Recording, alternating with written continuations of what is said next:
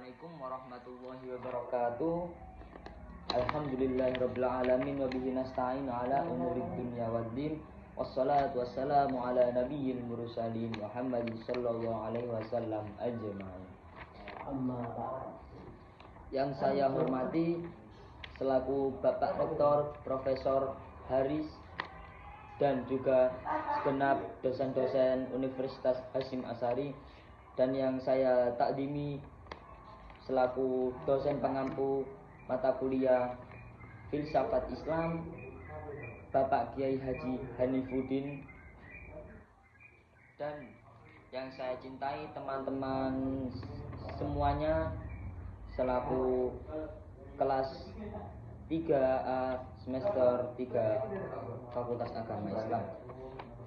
Di sini saya akan menjelaskan peta imajinasi yang bertemakan sistem pendidikan Islam. Sistem pendidikan Islam di sini ada, yakni sistem pendidikan Islam adalah sebuah sistem pendidikan yang berlandaskan nilai-nilai Islam, bertujuan untuk membentuk manusia yang beriman. Jadi sistem pendidikan ada umum, ada Islam. Di sini Islam itu jadi dasar-dasarnya berlandaskan atau diambil dari nilai-nilai agama Islam. Jadi prinsip sistem pendidikan Islam yang pertama adalah tauhid, dan yang kedua adalah syariat. Sistem pendidikan Islam adalah juga definisi dari sistem pendidikan Islam, yakni proses pembentukan karakter melalui Al-Quran atau hadis, bertujuan untuk mengembangkan individu yang berkualitas, yang berlandaskan atau mempunyai nilai-nilai moral Islami. Yang kedua, mencetak insan yang bertakwa. Yang ketiga, menanamkan nilai-nilai moral Islam. Jadi di dalam landasan sistem pendidikan Islam memadukan antara wahyu, dasar wahyu dengan akal manusia.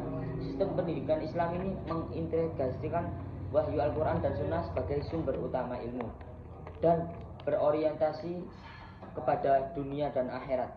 Pendidikan Islam menyeimbangkan kebutuhan duniawi dan ukhrawi, mengajarkan individu untuk menjadi produktif di dunia tanpa melupakan tanggung jawab akhirat. Komponen-komponen sistem pendidikan Islam. Yang pertama, pendidikan keluarga. Jadi keluarga ini adalah lembaga pendidikan pertama yang utama yang dilalui oleh peserta didik. Yang kedua, pendidikan formal. Lembaga-lembaga pendidikan formal seperti madrasah dan sekolah Islam itu mengajarkan ilmu agama dan ilmu umum secara terpadu. Pendidikan non formal. Pendidikan non formal ini seperti pondok pesantren, majelis taklim, dan atau majelis-majelis dakwah, itu adalah pendidikan non formal. Jadi pendidikan yang berlangsung di masyarakat melalui dakwah atau seminar atau pelatihan. Yang keempat, pendidikan berbasis Al-Quran dan Sunnah. Sistem pendidikan Islam ini menempatkan Al-Quran dan hadis sebagai pedoman utama Islam dalam setiap jenjang pendidikan. Contoh sistem pendidikan Islam ini contohnya bisa dilihat dari ilmu agama seperti Al-Quran, hadis, fikih, terus akidah, dan sejarah-sejarah Islam. Dan yang paling berpengaruh dalam pendidikan Islam yakni adalah lingkungan madrasah dan keluarga. Itulah adalah komponen yang paling berpengaruh dalam sistem pendidikan Islam. Sistem pendidikan Islam memberikan dasar yang kuat untuk membentuk individu yang memiliki moral tinggi, kompetensi intelektual, dan kemampuan sosial, sehingga mampu memberikan kontribusi positif bagi manusia. Dan tujuan sistem pendidikan Islam itu juga mengembangkan atau membangun keimanan dan ketakwaan kepada peserta didik, membentuk akhlak mulia, Di dalam sistem pendidikan Islam ini lebih baik mengikuti dari para ulama-ulama salaf. Itu adalah sistem pendidikan Islam yang akurat, yang banyak berhasil dalam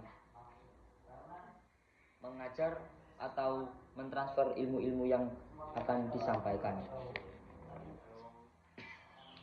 Sekian dari kami, mungkin ada kurang lebihnya mohon maaf. Assalamualaikum warahmatullahi wabarakatuh. Iwak bandeng, iwak sepat, semangat.